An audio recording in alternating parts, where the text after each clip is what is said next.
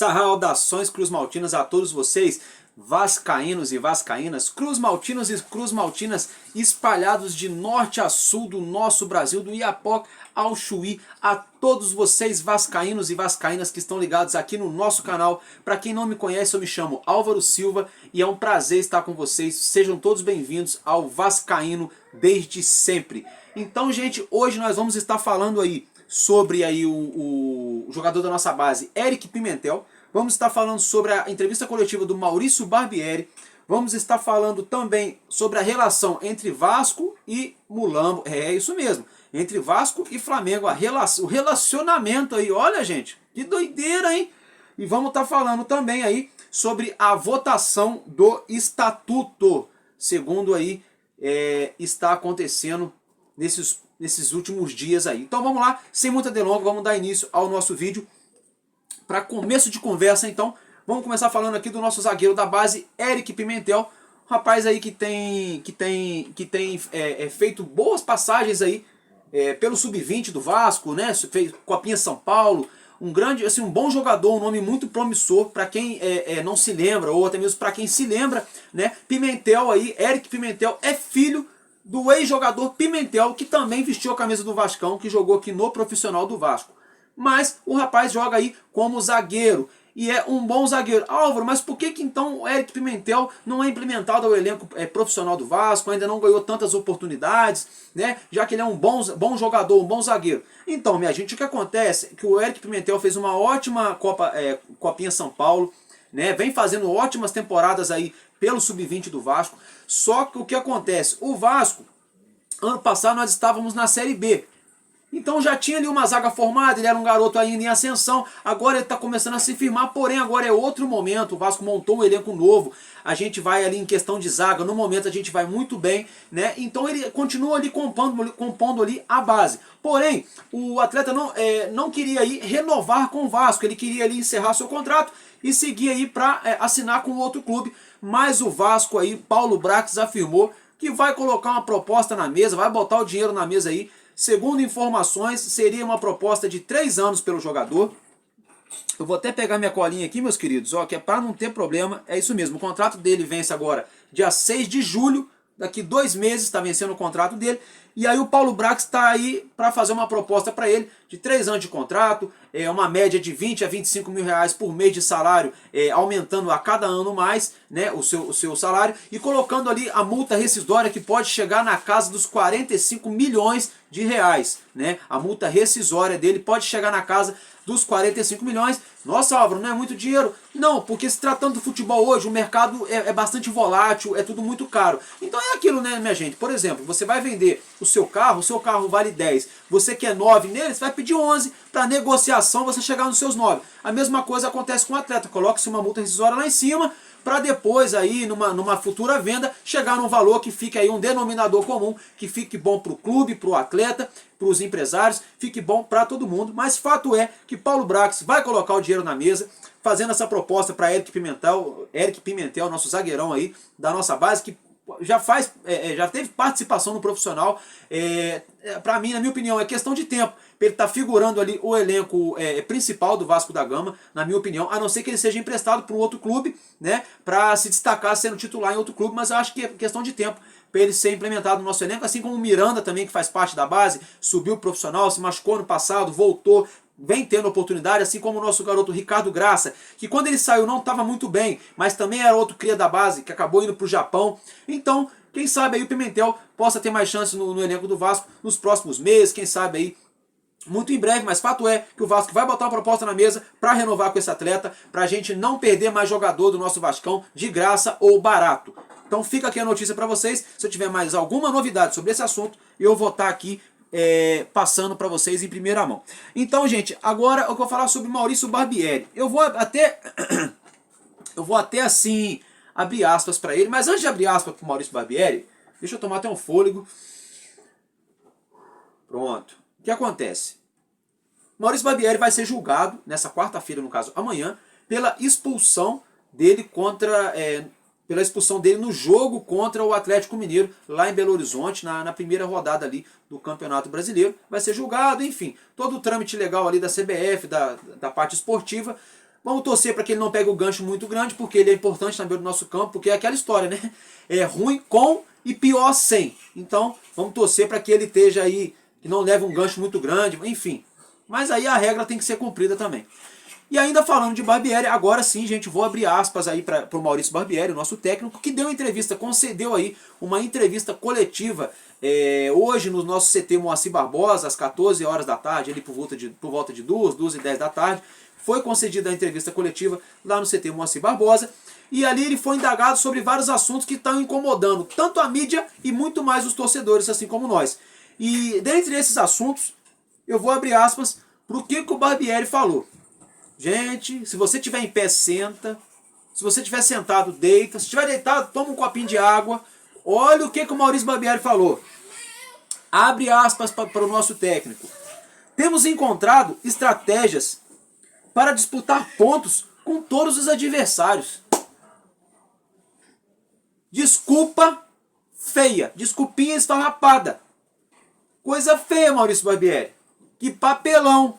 Você falar um negócio dele. Estamos encontrando estratégia, igual no Tropa de Elite, para enfrentar o nosso adversário e disputar ponto. Ô Barbieri, a única estratégia que ficou nítida, que o Brasil inteiro tá vendo, que o torcedor vascaíno e até o torcedor que não é do Vasco, que tá vendo, com todo respeito, que a única coisa que o senhor sabe colocar em campo é um time retranqueiro. Não estou botando a culpa nos atletas, mas se tratando do trabalho técnico da sua parte, Maurício Barbieri, direcionado a você, a única coisa que o senhor tem feito com a equipe do Vasco da Gama é colocar o Vasco para jogar na retranca. Eu já cansei de falar isso e vou falar de novo. Se deixar, o Barbieri vai jogar com 3 goleiros, gente. A única estratégia que ele usou foi a defesa. Ah, mas em alguns momentos conseguimos ali ter posse de bola e não sei o que, e os números. Posse de bola feia, uma posse de bola morta. É uma posse de bola que não conta nada, só conta para scout. Para jogador que vive de scout e mídia e técnico. O cara pega a bola aqui e toca ali. O cara dali devolve aqui. O daqui joga, abre lá na outra ponta. O de lá vira do lado de cá. O de cá devolve aqui. O daqui não tem ninguém, volta no zagueiro. O zagueiro não tem ninguém, volta no goleiro. Aí o goleiro abre de novo na ponta. Aí fica nessa posse de bola falsa. Porque, para mim, posse de bola, Maurício Barbieri, foi, por exemplo, aquele jogo no primeiro turno lá no Carioca contra o Fluminense, que a gente perdeu de 2-0 para eles, mas amassamos eles em campo. Aquilo ali é posse de bola, é criar estratégia, é você manter a bola contra um time que sabe jogar bem com a bola no pé. O que você faz? Você mantém a bola no seu pé, você não dá a bola para esse time ter aí a criatividade para trabalhar a bola. Naquele jogo você fez isso, depois não fez mais. Então como que o Vasco está conseguindo encontrar estratégia, doutor? Como que o Vasco encontrou? Então me explica, o Vasco encontrou estratégia para enfrentar o Bahia, estratégia para enfrentar o Bahia, que tomou lepa dentro de São Januário, perdeu de 1-0. E podia ter sido 2, hein? Não fosse o nosso Léo Jardim. Ah, mas tivemos chances, mas os números não foram convertidos em gols. Justamente, é por isso que nós estamos reclamando. Que se todas as bolas entrassem, garanto para você que nós estaríamos reclamando 20% do que estamos reclamando aqui agora, o Maurício Barbieri. Então, já falando para o Maurício Barbieri e passando para todos vocês aí, vascaíno que estão ligados aqui no nosso canal, o que o nosso técnico está dizendo, gente, é que ele está achando estratégia em todos os jogos, mas o que a gente está vendo é diferente. Então a gente tem cara de palhaço ou a gente é cego? Porque que escola que esse cara, que planeta que esse cara veio, que ele fala que todo jogo tem uma estratégia para poder disputar ponto. Sendo que a gente só está vendo a mesma coisa. Retranca, retranca, retranca. Retranca, retranca e retranca. Quando eu era garoto, para ser bem sincero, gente, com todo respeito, adoro, são 2 técnicos que eu tenho respeito no futebol brasileiro. Um deles é o Celso Roth, que já nem trabalha mais, e o outro é o Papai Joel. Quando eu era garoto ali, quando esses 2 já estavam ali, já no final da carreira deles ali, como técnicos de futebol, inclusive o Papai Joel, que já tinha passado por todos os clubes aqui do Rio, no nosso Vascão várias vezes, até no Mulambo, chegou um momento no final da carreira dele ali, e até mesmo do Celso Roth, que a gente só se falava, eu era garoto, eu tinha 9, 10, 11 anos, que só se falava o quê? Eles só armam o time para jogar na retranca. E era verdade. Era outro tempo, era outro futebol, mas era verdade. Naquele momento o Vasco estava jogando muito no contra-ataque, naquela época. Para quem não se lembra. Mas, gente, aí hoje, no século XXI, quer dizer, o mesmo século, mas em 2023, a gente vê o mesmo Papai Joel Santana vindo aqui na plataforma no YouTube. Inclusive, se você não é inscrito, se inscreve lá, que eu sou fãzão do Papai Joel. no canal do Joel Santana, ele vai lá e fala, ele dá uma aula no Maurício Barbieri. Por quê? Porque até para você fazer uma retranca, você tem que ter ali mais do que só mandar os jogadores esperarem para sair na boa. Tem que ter muito mais do que isso. Tem que ter jogada ensaiada dos laterais, com os meias, fazendo ligação direta, cruzamento, lançamento, bola nas costas. Tem que ter um momento preparado ali, um volante mordendo e o outro já na sobra, mas já ligado, que se roubar a bola, para já armar o contra-ataque. E a gente não tá vendo isso no Vasco. Então, Maurício Barbieri, tá ficando feio suas narrativas de tentar consertar o que não dá para consertar. Igual quebrar um copo de vidro, o copo quebra em milhões de pedaços. Vai ter como colar? Não vai. Não vai dar, professor. Então tá ficando feio. Gente, ainda abrindo aspas pro Maurício Barbieri, ele falou que conversou com o Luca Orediano sobre colocar o nosso atleta ali na meia, como, entre aspas, como 10. E o Luca Orediano, assim como eu noticiei para vocês aqui, que são dados do atleta, ele disse ao Maurício Barbieri, professor, eu prefiro jogar pelas beiradas, porque foi aonde eu me destaquei, foi aonde eu me sobressaí, eu consegui ali jogar o meu bom futebol no início da minha carreira, até agora. Já joguei no meio, mas não é onde eu prefiro jogar. Aí o Maurício Barbieri falou que fica difícil para poder colocar dessa forma, porque tem o Gabriel Peck. Aí eu volto de novo naquele assunto. Por que não muda o esquema tático então, poxa? Já que o cara falou que joga pela ponta, o cara foi a contratação mais cara do nosso clube, a gente tá vendo que o cara... Não é possível que o cara não joga. Eu tô vendo que o cara sabe jogar. O cara tá pedindo pra jogar. E você insiste. Tudo bem, não é pra tirar o Peck. Não tem que tirar o Peck mesmo. Porque o que o Peck tá jogando, quando ele não joga, quando ele não faz gol, ele corre, mas corre que nem um atleta olímpico. Não é pra tirar o Peck, Barbieri. Mas você pode mudar o esquema. Mas também não precisa jogar o Peck pra esquerda também. Coisa de maluco. Tirar o Alex Teixeira, jogar o Peck pra esquerda pra colocar o Orediano. Também não faz isso não, que você pode matar o time. No momento defensivo, transição, isso muda tudo. Você pode fazer, professor, é só mudar o esquema tático. 4-4-2, 4-2-3-1. Por que não pode colocar no 4-2, no 4-4-2, professor? Só coloca 2 volantes, põe 2 caras para sair jogando. Aí você põe o Orediano por um lado e Jair pelo outro. O Orediano pelas beiradas de campo, fazendo a dobradinha com o Gabriel Peck. O Orediano, aí o Puma Rodrigues ora apoia, ora não apoia. Vai depender do momento do jogo. Por que não? A gente teria um lado direito extremamente forte ofensivamente falando e melhoraria a parte defensiva. Porque já que o Puma tem dificuldade para defender, ele ia ser, com o Orediano e Peck naquela dobradinha ali, ele ia ser menos acionado. Não estou dizendo que o Pumita não tem que ser acionado, mas até nesse aspecto o jogador iria evoluir, porque ele iria ter que aprender a defender um pouco mais e sair mais na boa. E aí o Orediano e o Peck iam fazer essa dobradinha ali. Depois, no outro lado, ia ter Jair com Alex Teixeira e o Pedro Raul lá na frente. Ia ter muito mais opção para a bola chegar no ataque. Todo mundo enxerga isso. Por que não coloca o Gabriel Peck, por exemplo, ele junto com o Lucas Figueiredo? Por que não bota o Pedro Raul no banco? Pedro Raul, tá na hora de esquentar um banquinho, pai. Entendeu, Barbieri? Por que você não põe o Pedro Raul no banco? Não põe, deixa livre. Põe o Figueiredo, começou a carreira como centroavante. Você só não põe ele de goleiro? Porque hoje, para os parâmetros do futebol, o goleiro tem que ter 1,90 m. Que se o Figueiredo tivesse 1,90 m, você já tinha botado ele até no gol, coitado. E não bota o cara no ataque, onde ele se sobressaiu, onde se destacou na base. Aí ano passado ele foi preencher buraco para poder jogar pelas pontas, agora parece que ele só presta para jogar nas pontas. Por que não coloca 2 atacantes e põe o Figueiredo e Peck? Põe o Orediano ali pela ponta, põe o Peck e o Figueiredo lá na frente flutuando livre. Os 2 de falso 9 livre. E o Alex Teixeira por um lado, o Orediano pelo outro, e mais o Jair e o volante. Olha o ataque. Aí não, aí precisa vir eu, que não sou estudado de futebol, que sou só um torcedor apaixonado, maluco pelo Vasco, para falar isso para um camarada que vive do futebol, que ganha e não é pouco, ganha muito. E tá, eu não sei. Aí só me resta crer numa coisa. Para ele vir com esse tanto de desculpa, e nós, entre aspas, que não entendemos direito do assunto, tá todo mundo vendo o que é para fazer e ele não faz, aí já deixa entender, não tô acusando, não tô afirmando, mas já dá a entender que tem caroço no angu, que tem alguém se metendo na escalação. Volta a falar nisso de novo, porque ou é empresário, ou é diretor, não sei o que é, gente. Mudando de assunto aqui agora, pulando de tópico aqui, Vasco e Flamengo aí, gente, parecem que as diretorias estão se entendendo em relação ao Maracanã. Há um acordo aí, um pré-acordo aí fechado entre os dois clubes, para que a partida entre Vasco e Flamengo, Flamengo e Vasco, do primeiro e do segundo turno do Brasileirão, as duas partidas sejam disputadas no Maracanã, ali no Maracanã, com... como é que fala? Com a renda dividida. Gente, vai acontecer? Não vai? Não sei. Agora, tá estranho, porque essa mesma diretoria abriu as pernas e alugou São Januário baratinho pro Fluminense jogar aqui. Foi aquela patifaria que foi ano passado. Essa mesma diretoria, que fica agora querendo lamber Flamengo, é a mesma diretoria que fala que Joshua, que 777 vai botar lá no pau, que vai processar e vai levar até o final. Mas já tá lá agora tomando cafezinho junto. Não tô falando pra se matar, mas tá incoerente. Ou lambe ou não lambe. Ou tem ali um bom relacionamento, ou é cada um para um lado. Agora, uma semana é raiva, é choque, é rivalidade. Na outra semana, cordialidade e amizade. Desculpa a palavra, que patifaria é essa, seu Jorge Salgado? Seu Luiz Melo?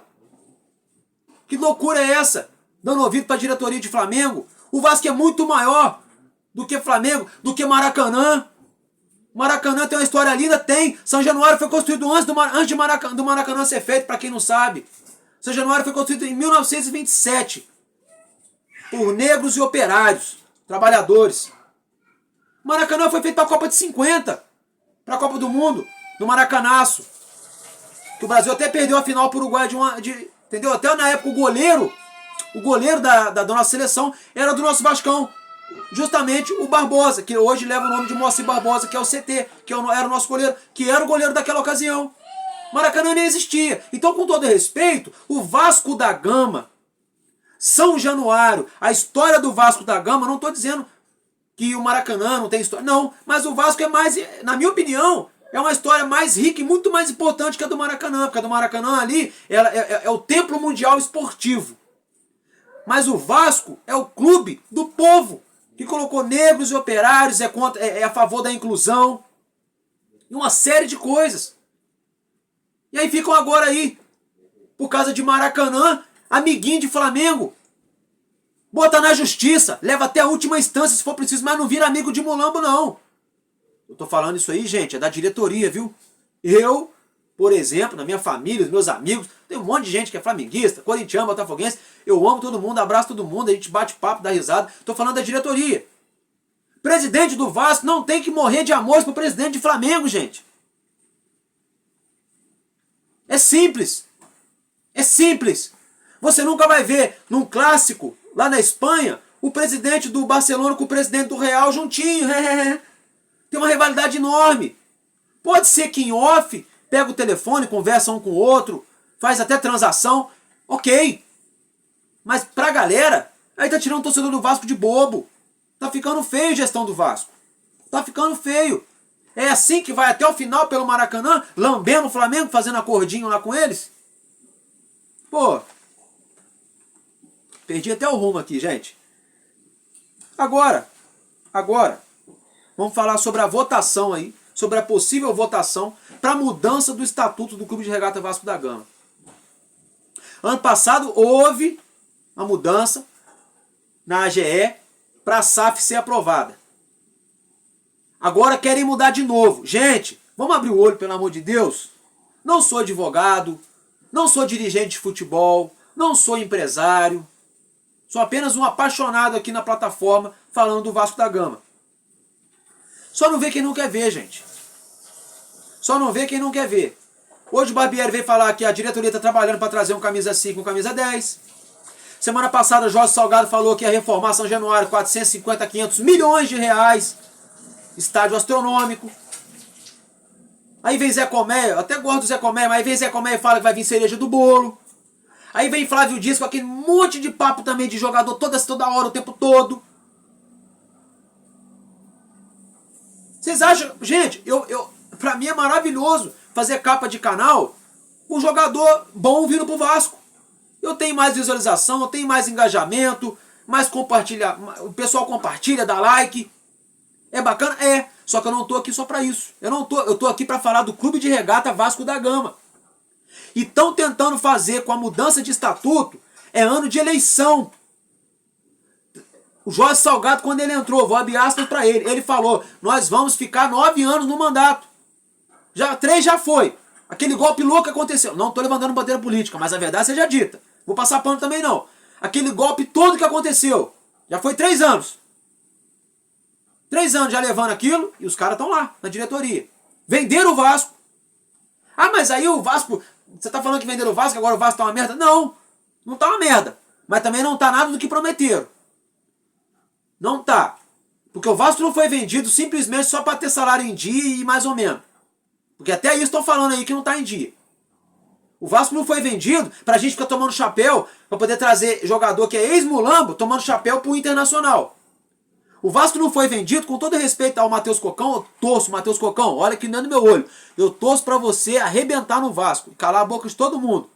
Mas com todo respeito, o Vasco não foi vendido para o dirigente lá no Náutico contratar um menino de segundo e terceiro reserva, gente. Tomara que ele jogue muito. A questão não é contra o atleta. A questão é sobre o Vasco. O Vasco não foi vendido para esse tanto de coisa que está acontecendo, gente. Agora querem mudar de novo o estatuto. Não estou dizendo que vão fazer errado, não estou dizendo que vai ter falcatrua. Não. Eu só estou dizendo, ó, vamos abrir o olho. É ano de eleição, o Vasco já foi vendido. Toda hora que vem um mau resultado dentro de campo, é esses assuntos que ganham a mídia. É Maracanã, é jogador, é SAF. E fica nessa história. Por quê? Porque eles perceberam que é o que tá dando ibope pra torcida. Ah, essa semana fizemos feio contra o Fluminense, se não ganhar contra o Curitiba estamos ferrados. Vamos jogar aqui. Vamos jogar aqui votação de estatuto. Vamos jogar aqui números do ataque. Vamos mandar o Barbieri explicar por que o Orediano não joga. Tomara que o cala-boca de vocês dê certo. Tomara que chegue quinta-feira o Vasco ganhe bonito do Curitiba. Tomara que chegue no domingo o Vasco ganhe bonito do Santos dentro de São Januário diante de sua torcida. Tomara que chegue no final do ano o seu Jorge Salgado comece a fazer a obra. Não seja papinho de político querendo se eleger. Tomara que quando abrir a janela agora chegue pelo menos metade dos reforços que foi prometido pra gente. É isso. Tá muito, muito estranho, gente. Vamos abrir o olho com essa situação aí. Quem tiver informação pode deixar no comentário. Eu não tenho problema nenhum de trocar ideia, de dialogar. Tá bom, gente? Amanhã eu tô aqui para fazer um vídeo aí um pouco mais aprofundado na parte tática do nosso time, falando também sobre o jogo contra o Curitiba. Vou trazer mais dados aí sobre essa votação, vou tentar fazer mais levantamento. Tem coisas que eu sei, gente, que eu não posso sair jogando. Eu sou uma pessoa que eu gosto de falar ali 100%, 99% não é 100%.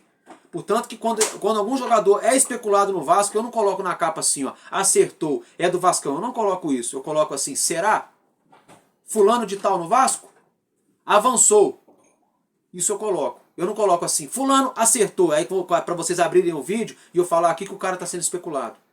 Então eu vou aprofundar mais e vou trazer amanhã para vocês sobre essa questão aí da votação do estatuto. Eu quero ter certeza no que eu vou falar.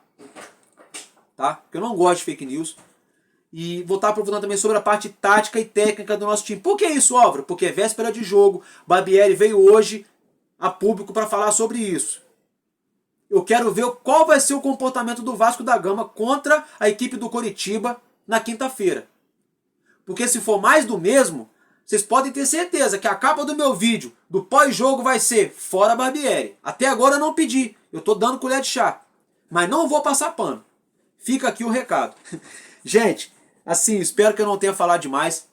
Um beijo no coração de todos vocês. Compartilhe o vídeo, deixe o seu like. Me desculpa, eu falei pra caramba hoje, 24 minutos. Mas manda pra bastante vascaíno, gente. Porque é muito importante que as pessoas fiquem por dentro do que tá acontecendo com o nosso clube, tá? Vai dar Vascão. Vascaíno desde sempre e é nóis.